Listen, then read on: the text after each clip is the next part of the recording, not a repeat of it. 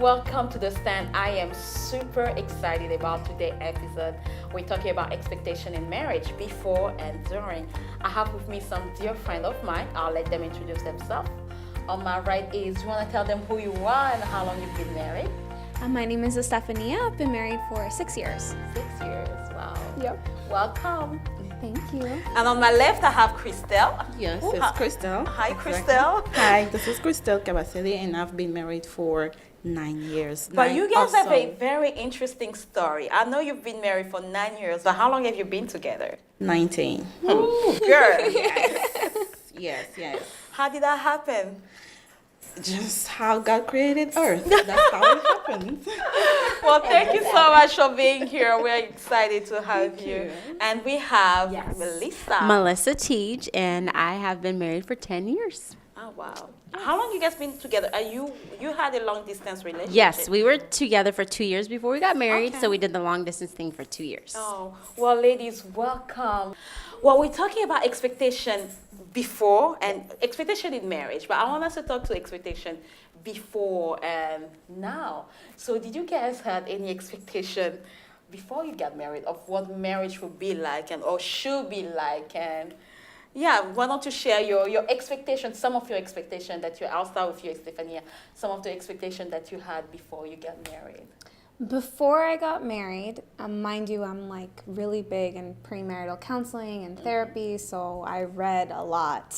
Because you're a therapist, right? Christian Yes, therapist. Okay. yes. So I read a lot, and I'm a realist, so I did have realistic expectations, but my example of marriage was my parents who weren't Christian when I was growing up. So I'm expecting marrying a Christian man that things are going to be different. I'm expecting that there's going to be a lot more communication.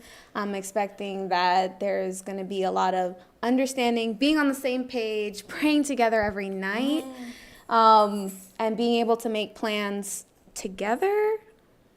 Wow, I know, right? Together? My dad was really laid back, Okay. so he wasn't really involved. For example, we don't have kids quite yet. My dad wasn't really involved in child rearing. He was just always working. So I was expecting Oscar to be more present Wow. there. Girl, you had Involved. a lot of expectations. Yes, I did. What about you, Christelle? Any expectation before marriage? Of course, in any relationship, everybody expects something. Either it's marriages, it's in friendship, even children. When you have to, you expect them to do something for you. You expect something out of them. I had expectation. One of them was I just wanted to be happy. I really wanted to be happy, and that was the big one. And I am. You are. That's good to know. That's good to That know. was nice. Melissa, as a Yes. teacher, I'm pretty sure you had expectation. I 'Cause, I mean, that's did. basically what you have in the classroom, right? You expect Yes. things from your student. Yes. And did it play a role in your marriage before you got married? Did you have like a picture of what your husband should be like or the things that he should do? And I think the answer to that is a little kind of tricky, and let me explain why. Because, as Stephanie was saying that she grew up in a two-parent home, and she saw what her mom and dad's marriage was like. I grew up in a single-parent home. So I didn't have an immediate example of what marriage looked like. So for me, it was what the expectation I had in mind was what other people had told me about marriage, because I didn't have an example of that right in my face every day. Now, I did have people growing up back home who were married, and I was able to learn, kind of see what they had, but I didn't come into marriage with a specific, like I would into the classroom, like this is what I expect to the T, like behavior. I didn't have that because I didn't have that in the home right away. But I came in with expectations, but I don't think I had like dead set expectations, because for me it was a whole new experience across the board, because I didn't have that at home. Wow. And you So it's brought kind up- of a tricky question. I know, but she brought up a point, and I'm gonna, again, it's an open question. Do you think that some of those expectations are based on what we see other people see? So, and like I say in our Totally. first, exactly, one of our previous show, that we are the Facebook generation. We put up those faces, and some people really build their marriages based on what they see, other things. So do you think we enter marriage sometimes with unrealistic expectations Yes, for sure. that we've learned from Totally. older Yes. people, like he opened the door for her, therefore my husband to be sure, and how do those things play against us sometimes? I mean, anybody, anyone really, do you think we enter, our expectations are based on what we see other people do? And is it fair to your spouse to be? Yes, I agree. Not only what we see and we want what we see, but also we see things that we don't want. And we're like, well, I'm expecting my marriage to be different from that. And I don't want that there. Wow. And I think kind of on the flip side, sometimes we see things that we don't want, and then sometimes we see things that we do want because that's what people show. Sometimes I try to be a very realistic person, is that sometimes what people present and what's going on are not the same thing. So I'm all about, like, you got to be real. And so for me, I felt like I kind of had growing up, people were real about marriage, but then sometimes people weren't. And so I didn't have a clear, like, okay, this is what marriage is really going to be like. But to answer your question, I do think that sometimes people take what they see and they say, oh, they have a perfect marriage and I want that, but it's not. The expectation of what someone else has is not necessarily what that person has. I don't know if it makes sense what I'm saying, but sometimes you're expecting what you think someone else has, and it's not realistic. Yeah. And I don't think that's fair to our, personally, I don't think it's fair, because they have their own situation going on, and now you're trying to impose it on your spouse, you know. So you're really basically digging your own grave, because then you face with the reality that it will never be that person that you wanted them to be. But I also have another question. We have a lot. I think women, we have unspoken expectations. Like in my case, everybody knows about the trash, But truth of the matter is, I never told him that I expected him to do those things. I just thought that eventually he would pick up those things and start doing it. So unspoken expectation, are they fair in a marriage? Are they, or you think they're just normal? I think it's very hard you don't grow up learning to communicate every thought that comes into your head. Exactly. And especially as women, we're told, at least in the way I grew up, you get what you want on your own. And if nobody else is going to give it to you, you fight for it on your own. That's how I was raised. Wow. So then you think, because that's the way you grow up, that everybody else grew up the same way, and everybody else wants the same things, and you think your husband wants the same things too. And then you're thinking, well, if he sees I'm struggling with this, obviously, because he loves me, he's gonna join me in doing this. But is it not what they're supposed to do? I mean, especially when you're married, I think you feed off each other, so they should be able to pick up some stuff. I think, if you don't say it. Yeah, exactly. Even if he sees it, if he don't say it, he will think that you can handle it. Yep. He would think that you're good. I agree, because sometimes, like, when it comes to the cleaning and, like, if I don't say, baby, can you please put your dish in the dishwasher? Sometimes it doesn't happen. Well, okay, most of the time it doesn't happen. So it kind of like to go along with, like, the little expectation of the trash and the cleaning. I think we have to say it. And sometimes, because sometimes I'll leave little hints, or I'll do something, or I'll let something pile up, and it stays there. It doesn't work. And it doesn't, does. So I think you have to share your expectations. I don't know how I feel about, like, you have to, I think there are instances where you have kind of tell them what you expect. But I personally think that at some point the person has to know your habits. They have to know, for instance, I don't know. Don't you think it's fair to us? I think it's tricky. There are people that are just not as observant. Naturally, women are observant. Wait, you've been married 6 years, right? Yes. So in 6 years, he still doesn't observe what she likes, what she doesn't like? It's not his strength. That's my strength.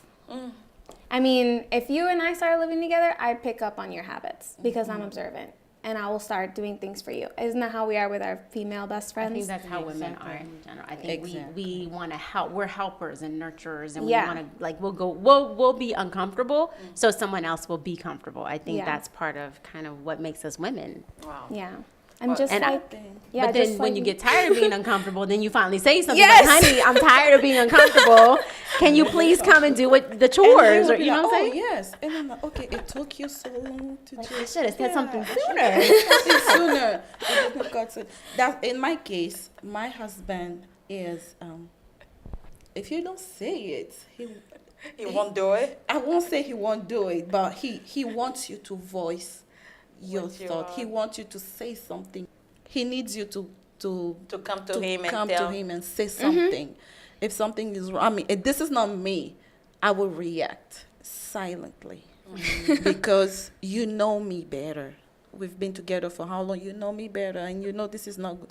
And what he knows that is good for him is for him. It might be automatically good for me too, which is not the case. I mean, it's two different person coming together, Yep. two personalities coming together, Two cultures. two cultures. Oh my God, coming together. Wow. That's a lot of Yeah. expectation. I don't think it's fair to women. Sorry, I agree and disagree with you, ladies. You know, It goes both ways. you know, I just think that, especially when you've been living with someone for so long, at some point, you don't want to keep on repeating yourself. Then it comes, you know, it brings out the point of how much do you care? That's, you know, because to me, if you care enough, you were talking about picking up habits. I think if you care enough, there is things that you have to become more intentional about. You know, I shouldn't become that again. That's just me, and I might be totally wrong. But there's some stuff, especially the things that we do on a daily basis. You know, I shouldn't be repeating to you, you know, that I expect this from you. You know, Let me ask you a question. When you guys first got married, did you guys have that conversation? We kind of never like, did. see, and Okay. that I think that kind of makes a difference because Yeah. when you've had that conversation and the stuff still isn't getting done, that's one frustration. But if you've never had that conversation and you have that expectation, it's kind of not fair to your spouse if you haven't from the jump said this is what I expect. And I'll just as an example for me and Henry, when we first got married, we sat down and we said, okay, these are the chores. You're gonna do this, I'm gonna do this. You know, and so we kind of had well, I'm a Premarital teacher, counseling Oh, too. we all went through that, but I don't think it but works y'all for remember I'm a teacher, right? That's the thing. So, you know, so for us, it was like, okay, these are the expectations. I will take care of these things. You take care of those things. And so we kind of came into the marriage with that. Now, that's in relationship to chores. When it comes to other things, there were things we should have had that conversation, and we didn't. Like, for instance, and I'm going to put Henry out there. One time when we had first gotten married, he had gotten a ticket in the mail, one of those wonderful speeding cameras. Lovely Caught him. Maryland. Yes, caught him, and you know, and so the ticket came in the mail, and so I put it on the table, and I was like, okay, well, I told him about it. I said, you know, you got a ticket, and so I'm gonna leave it here for you, thinking he's gonna take take care of responsibility it. and go and pay for it. So the next thing I know, you know, a couple weeks later, however long they give you, 30 days or something Yeah, like I that. think something like that. We You get get another something one else in the in the mail, mail. and I'm like, honey. I said, honey, here's another ticket. Did you not pay the other one? He's like, no, but I thought you paid it. And I'm like, no, we did not have that That was conversation. not the expectation I had. So I think that like expectations, you have to kind of have conversations about your expectations in different areas because we were pretty good with the cleaning. And I'm telling you, Henry was on point with that cleaning every Saturday. Ooh, yes. So is it Girl, still that house working? was clean. Girl. We'll have you to talk stopped about talking about that your later. expectations? And you're right. And we didn't continually like revisit, you know, because I think a part of it too is you have to revisit your expectations was and actually kind of my next have that question, yeah. before you, because if you don't, it kind of, you forget, and then you forget that you forgot, and then you get mad that the person's Yeah. not doing what you expected them to do. But so I think it's important when you're talking about expectations to have that conversation. And you said you didn't have that conversation, so that might be part of kind of problem, right? Yeah, because you have to set the stage. You have to set the tone. Another thing, people aren't mind readers. I mean, I just think that there are very, very big differences between men and women, psychologically, biologically. You know, women, biologically, we are made to watch, take care, raise children. That involves doing a lot of things a lot of times. And I'm not saying in terms of multitasking. I'm a terrible multitasker. But I can hear and talk and have different thoughts in my head at the same time, and men can't do that. So when you bring that into the aspect of marriage, I'm not saying women are mind readers, but you get to the point where you can kind of like guess what may be going through somebody's mind, which is why women have this habit of completing each other's sentences or suggesting words for each other or things like that. And men, it's like one track. They're going to be single tasked. I'm not saying they can't multitask like at work or anything like that, because my husband's a great multitasker, but they're very task oriented. So you give Oscar a list of things to do, and he's going to focus on those things one at a time and get them done. And to be honest with you, I agree with you on that, because like another example, yesterday I asked Henry to run a certain, like, to complete certain errands and tasks. And I'll be honest with you, like, part of it was like running to the bank, you know, this depositing, you know, that kind of stuff. And because I usually do that. Usually I'm the one that does the financials. And in the back of my mind, I was like, oh man, I hope he doesn't come home and say, oh, I left work late and the bank was closed. You know, so those were some of the thoughts in the back of my mind. But I was like, okay, let's see if he can do all of, you know, all the little tasks I gave him to do. And so he came home yesterday and he had done them all. And I was so impressed. Like I was like, up top, high five. I was like, you know, he was like, really, honey? Because like in my mind, you know, in the back of my mind, I kind of had a fear that my expectation of those things getting done, that it wasn't going to happen. So, but it was good that it did happen because it showed me, okay, he does listen to me when I ask him to do things. But part of it, I think for men, is that you have to just be kind of like cut and dry, A, B, C, D. Like sometimes I feel like that's how you have to be, and you kind of like explain the reason why, because they're very task oriented, and so you have to kind of help them. We tried to, well, we were supposed to record this show a few weeks ago, and a month and a half ago. Well, I guess God had other plans. And the funny thing is, that day we stayed. Remember, we stayed, and we were talking about expectation in marriage. And I remember Henry, we talked about the whole trash situation. Yeah. And then Henry brought up, he was like, Emmanuel, so if you know that this is so dear to your wife, why don't you, you know, go above and beyond what you usually do? And for instance, send yourself a reminder. And he has been doing that. You know, which kind of, I was like, okay, do they choose when to meet your expectations? Or it's really that? Yes, sometimes they do. Because if you nag, I know my husband, if I tell him something and I go back and bother him about it, he will take his time to do it. Like, and it's not, you know, and I completely understand, because if somebody was on my neck, you know, did you do it? Did you do it? Did you do it? Did you do it? I would feel the same way. What you say, it's just believe he will do it. Because if you go back and nag, oh God, girl, you're losing. That's what I'm saying. He like, knows he would do it. So don't even during the nagging. Do it gently, but if you start at the top of your voice, and just grab their phone and put an automatic reminder in the phone. Expectation issue is coming as well with, we often say that a couple should talk together, they should communicate, but they should listen too. Listen. I agree. When you're talking, listen. And by listening, some expectation can be made too. Yeah, I agree. You know, I feel like sometimes they just don't listen. You know? Well, sometimes we have to find a way that they'll actually listen how we're saying it. You know, exactly. I think a lot of the times there's a difference between content and the message. And, you know, we're thinking, but that's what I said, but that's not how they heard it. Yes. That's true. Lorraine's like, oh, man. Girl, this is good. That's very true, though. I mean, but I still believe that they still, you know, sometimes they do know your expectation, but they decide, I'm going to get to it when I get to it. When they know that, you know, she comes home and she'll love to find a clean kitchen. And they're like, you know what? As long as the kitchen, the dishes are done, it doesn't matter when, you know, and that is source itself of friction. I just think, yes, we sometimes have unspoken expectations, but sometimes even when we speak those expectations, sometimes, not all the time, not always, I have to give them credit sometimes, but they manage, I don't know why they're so relax about certain things. Sometimes for them. But is it fair to us that our priorities are not their priorities? I think sometimes it's like it's not really the priority for everybody. Sometimes that's how they think. Wow. Yeah. Wow. And they kind of think it over everybody else, over the family, as long as the essential stuff are taken care of.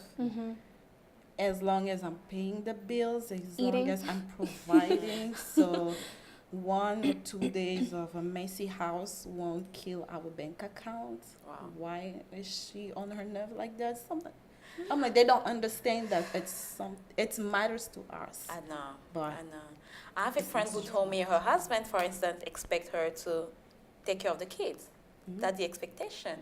That's why I was bringing up the whole, is it fair to the other person, you know, and when is he okay to even compromise the expectations? Like, you know what, those are the things that I expected from him, but it's not happening. So let me just let it go. And, you know, I'm really against the let's go things. I'm really for, no, let's try first until we break, and then maybe we can let it go. But you know what? We're going to stop right here because we're going to have to hear from the guys. So hold on to that thought about when to let go of your expectations and when to hold on to them and try to make them understand. But thank you so much. It was fun, and we'll see you after the guys.